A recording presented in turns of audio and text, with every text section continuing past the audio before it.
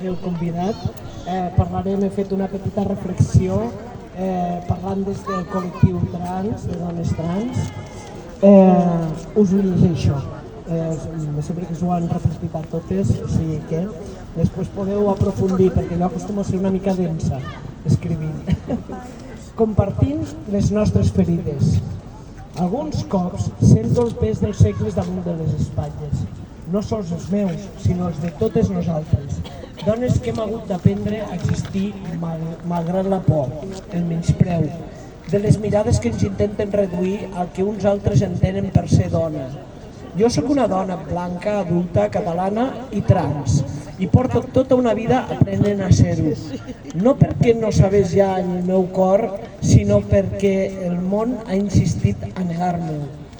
Farta ja d'aquella tediosa pregunta, no?, de què posa el teu DNI.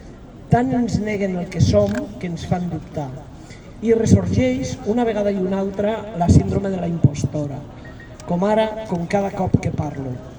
I per això m'agrada dirigir-me a les altres des de la humilitat, des de l'empatia i la cura d'un col·lectiu que, de tan maltractat, s'ajup i s'amaga, sabent que, si una prova ni tan sols de mirar els ulls del seu agressor, tornarà a sofrir una nova estomacada.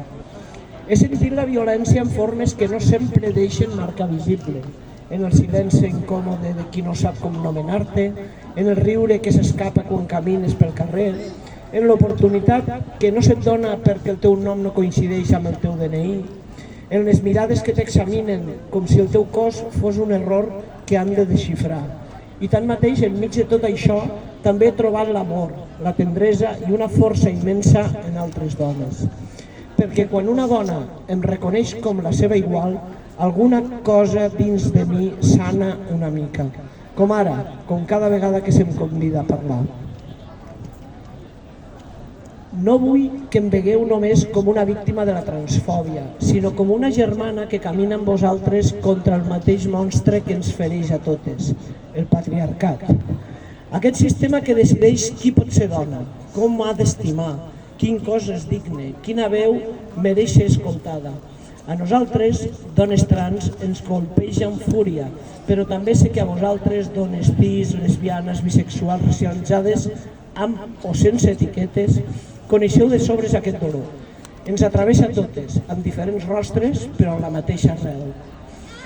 Vull allargar-vos la mà no per a demanar permís, sinó per a unir forces, perquè no hi ha alliberament possible si no ens alliberem juntes.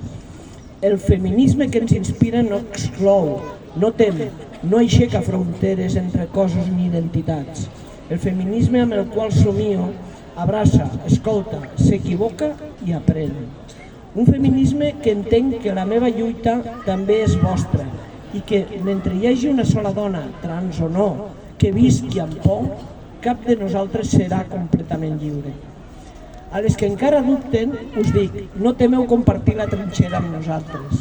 No som una amenaça, som la prova vivent de que el gènere pot ser un acte de resistència, d'amor i de veritat. No perpetuem els estereotips de gènere, som les seves víctimes.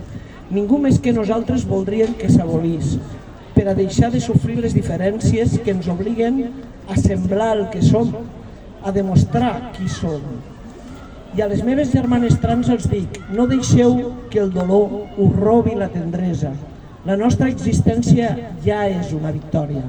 Cal continuar construint juntes un món on ser dona no sigui una batalla, sinó una celebració. Gràcies.